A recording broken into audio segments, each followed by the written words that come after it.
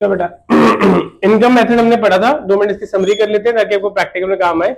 हम national income को calculate करते हैं on the basis of income earned by the people in a country और on the basis of total income earned in the country by all together. ठीक है, national income का size GDP size होता है, उसकी current affairs की news भी आई एक हफ्ता 10 दिन पहले, क्या आई है मैंने बताई भी थी क्लास में।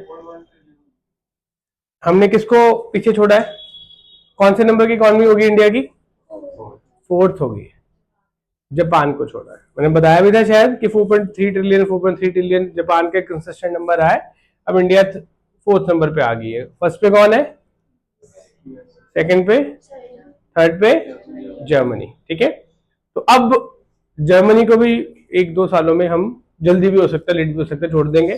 तो it is not too late कि हम छोड़ देंगे। जीडीपी का साइज बढ़ रहा है, क्या बढ़ रहा है, किसी का कम हो रहा है या हमारा बढ़ रहा है, कंपैरिजन तो ऐसे ही होता है ना। तो वो जीडीपी की जो कैलकुलेशन होती है, नेशनल इनकम की जो कैलकुलेशन होती है, वो इनकम मेथड से कैसे होती है, हम यहाँ पे पढ़ रहे हैं। इनकम मेथड के अंदर हम फैक्टर इनकम देते हैं, हम उस डायग्राम के थ्रू करते हैं। कंपोनेंट्स क्या है इसके, number 1 is compensation to employees. क्या होता है, हमने एम्प्लॉइज को क्या देना है, उसके अंदर क्या आएगा, हमारे wages, salaries, rent, commission, employees benefit और किसी भी तरह के बेनिफिट जो कि कैश और काइंड में मॉनेटरी नंबर्स में कैलकुलेट किया जा सकता है। मैंने एक ऑफिस में लंच रूम बनाया, लंच ब्रेक के लिए रूम बनाया, उसमें वाटर फैसिलिटी, ये वो, कैंटीन बनाई, कोई वेंडिंग मशीन लगाई, उसमें चीजें कुछ फ्री दी, कुछ पेड रखी, XYZ। एज ए एम्प्लॉय मेरा क्या खर्चा हुआ है एम्प्लॉयज के ऊपर, वो भी उसी का पार्ट होगा। क्लियर हो गया बात, ठीक है। फिर हमने दूसरा ऑपरेटिंग सरप्लस, ये बिजनेसमैन के लिए होता है। इसमें क्या आता है, रेंट, रेंट के साथ एक चीज और क्या आती थी, रॉयल्टीज, उसके अलावा इंटरेस्ट, और चौथा क्या आता है, प्रॉफिट। प्रॉफिट के 3 कंपोनेंट्स हैं, one is taxes, one is dividend and third is undistributed profit, जिसका दूसरा नाम क्या होता है, रिजर्व्स और रिटेन्ड अर्निंग। शाबाश, ठीक है। तीसरा mixed income of self employed, तो ये बिजनेसमैन था, ये सैलरी वाला था। तीसरी कैटेगरी कौन से लोग होते हैं दुनिया में, हमारी कंट्री में या कहीं पे भी, जो खुद के लिए ही काम करते हैं, सब कुछ उनका ही होता है। तो वो खुद को चाहे रेंट दे, चाहे इंटरेस्ट दे, चाहे प्रॉफिट दे, इंटरेस्ट दे, रेंट दे, चाहे प्रॉफिट दे, इन तीनों का सम जो बनेगा उसको क्या कहेंगे, मिक्स इनकम। क्लियर होगी बात।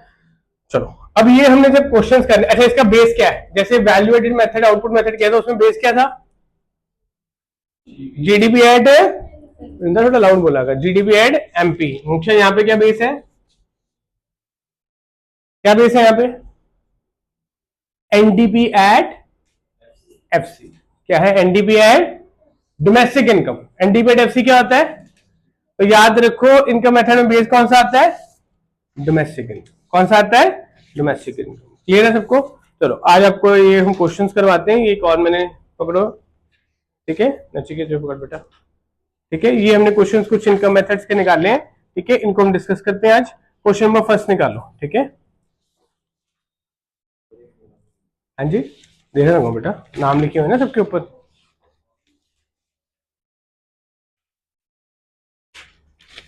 चलो, कल 13 तक खत्म हो गए थे, 2 होमवर्क दिए थे कल, आप लोग इसको करो, जो डाउट्स होंगे मैसेज डालो इकोनॉमिक्स ग्रुप में, तो उसकी क्लास रखेंगे। तो खुद की निकाली ना तुमने,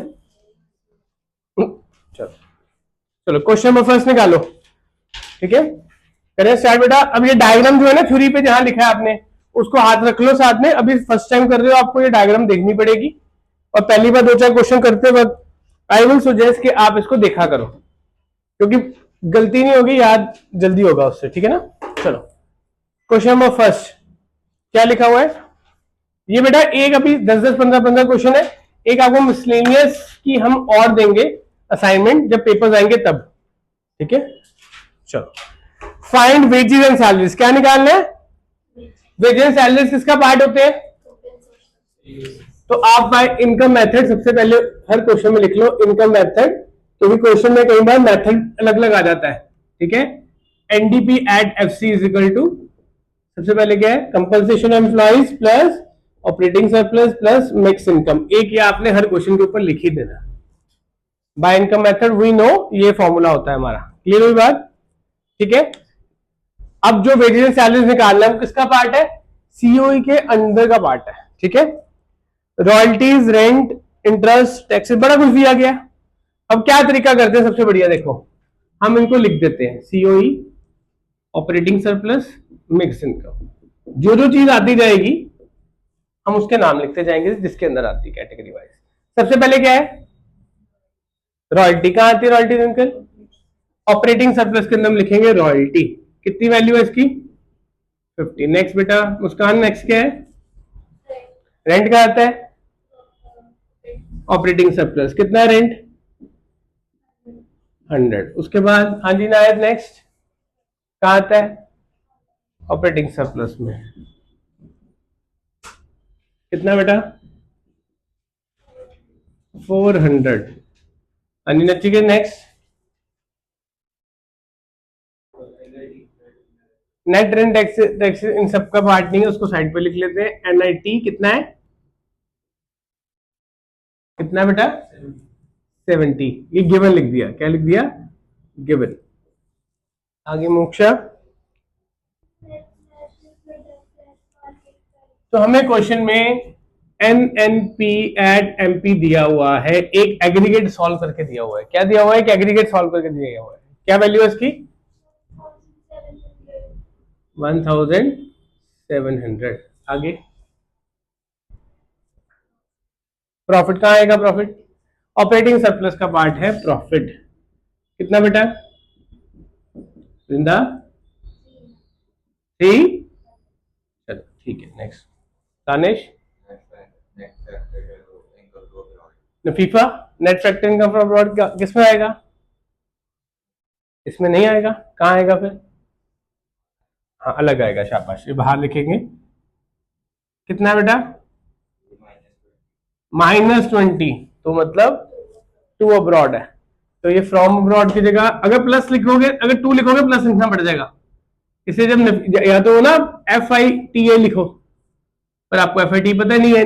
net factor income to abroad लिखोगे तो प्लस में चला जाएगा, इसे उसको नफीफा ही रहने दो। अगर प्लस में है तो फ्रॉम में है, माइनस में है तो टू है। वो तो वो कह रही थी टू अब्रॉड लिख दो, मैंने समझाया नहीं लिखना।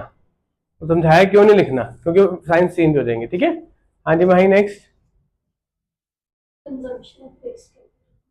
क्या है ये? शाबाश, क्या है ये? डेप्रिसिएशन। कितना है? 120। डन। उसके बाद इनायत कहाँ पे आएगा? Social security contribution by employer. कहाँ आएगा?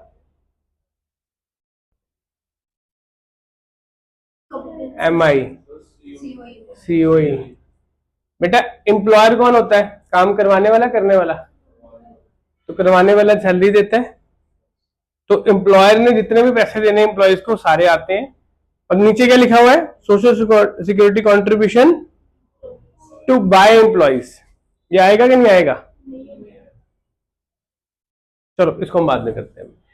Contribution by employer. कितना बेटा?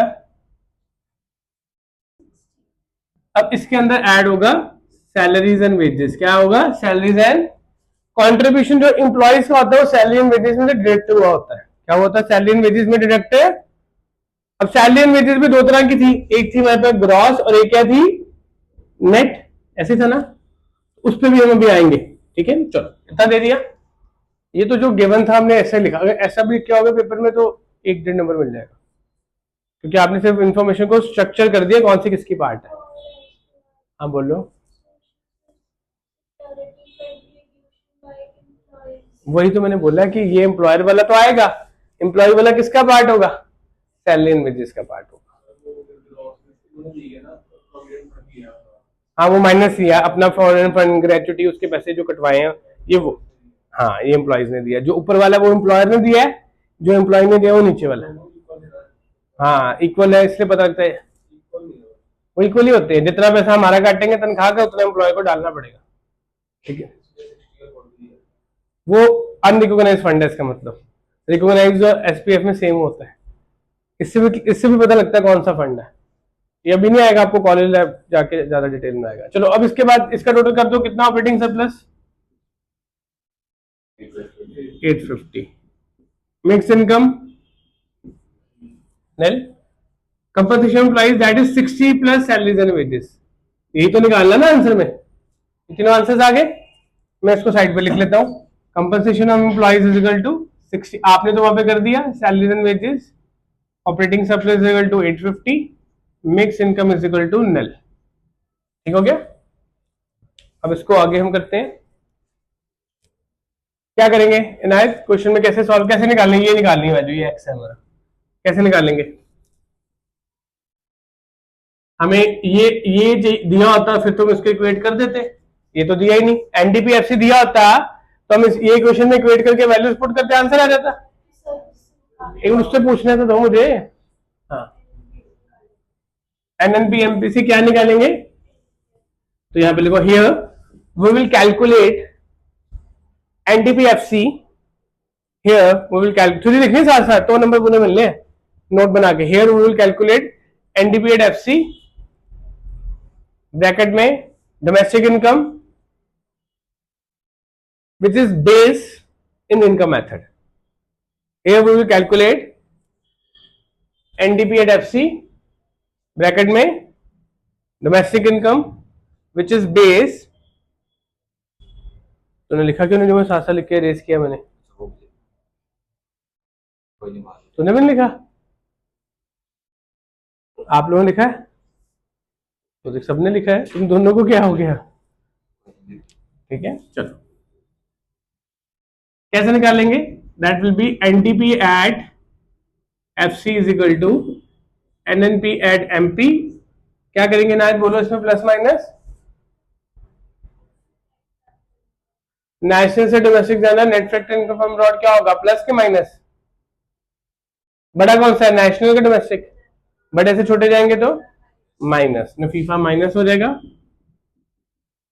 मार्केट प्राइस से फैक्टर कॉस्ट क्या एनआईटी, कर दे इसको सॉल्व, कितनी वैल्यू है इसकी 1700 माइनस -20 माइनस 120, 1700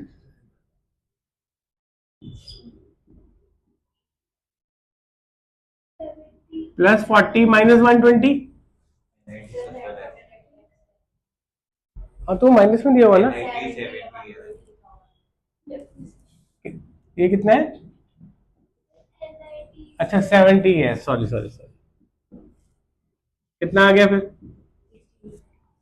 16, गलत नहीं बोल रहे, 16 कितना बोला, गलत, लैक ऑफ स्लीप पे मेरा तो 1720 माइनस कितना आ गया 1650। अब इसको हम पुट कर देते हैं, we know NDP at FC is equal to, हाँ हाँ,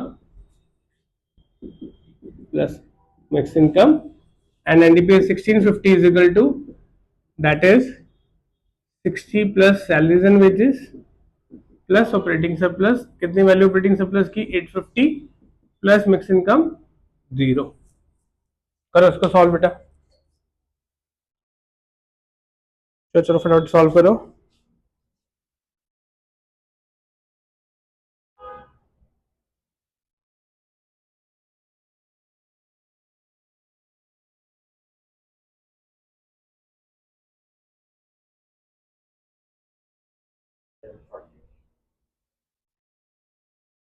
कितना है 740। अब बेटा एक चीज देखो, now we are able to calculate salary and wages equal to 1650 minus 910 is equal to 740। ठीक है, now what is this, this is gross salaries, कौन सी सैलरीज है, लेकिन सैलरी एंड वेजेस जब निकाली जाएगी कंट्रीब्यूशन ऑफ द एम्प्लॉय, यहां तो आप उसको जहां पे आपने वो कैलकुलेट किया था सैलरी एंड वेजेस, वहां पे इसको 40 प्लस करके लिख दो, कंट्रीब्यूशन ऑफ एम्प्लॉयर तो आना ही आना है, एम्प्लॉय वाला भी तब आएगा जब नेट सैलरीज होंगी, कौन सी सैलरीज होंगी, नेट, अगर ग्रॉस सैलरी है उसमें से डिडक्शंस माइनस होंगी, नेट आएगा, हमें नेट सैलरी ढूंढनी है तो ग्रॉस में से ये डिडक्शन एम्प्लॉय वाली कंट्रीब्यूशन क्या होगी, माइनस होगी, या तो इसी को यहाँ पे 40 प्लस कर दो, या यहाँ पे आप उसको करोगे, या ग्रॉस सैलरी एंड वेजेस, तो नेट सैलरी एंड वेजेस कितना हो जाएगा, दैट विल बी 740 माइनस कितना था एम्प्लॉय कंट्रीब्यूशन 40, वो 700 आ जाएगा। तो एम्प्लॉयर और एम्प्लॉय का दोनों का तब लेना है, ठीक है, मतलब नॉर्मली हर केस में लेना है, सिर्फ उस केस में लेना है जब ग्रॉस सैलरीज दी होंगी, कौन सी दी होंगी, ग्रॉस सैलरी। एंड यहां करने की जगह आई विल सजेस्ट हमेशा कहां करो, जहां पे सीओई लिखते रहो। बेटा देखो उसके पैसे कटे थे, ये वो पैसे हैं जो उसको उनको इन हैंड दिए होंगे। कौन से पैसे आएंगे? जो उनको इन हैंड दिए होंगे, ठीक है ना। तो उनको टोटल पैसे जो दिए थे वो तो दिए ना, उसका तो पार्ट था ही ना। तुम टोटल जितनी सैलरीज दे रहे हैं इकोनॉमी में, चाहे वो उनको हाथ में नहीं मिल रही, लेकिन वो सैलरी तो दी जा रही है, वो इन्वेस्ट तो हो रही है, तो कंपनसेशन तो जा रहा है ना, एम्प्लॉय की तरफ से तो पैसे जा रहे हैं ना। Getting a point? चाहे वो पैसे उसके इन्वेस्टमेंट में जा रहे हैं, सेविंग में जा रहे हैं, पीएफ में जा रहे हैं, टोटल अमाउंट तो जा रहा है ना। That's why we consider that. Employer employ दोनों कंसीडर करना है हमेशा। सिर्फ कब नहीं कंसीडर करना है? जब सैलरीज कौन सी दी हो? ग्रॉस दी हो। कौन सी दी हो? ग्रॉस दी हो। क्लियर है सबको? चलो नेक्स्ट क्वेश्चन करो आप लोग। तो नेट है, कुछ नहीं दिया तो मुझे नेट होता है, ठीक है। चलो अब सेकंड क्वेश्चन खुद ट्राई करो।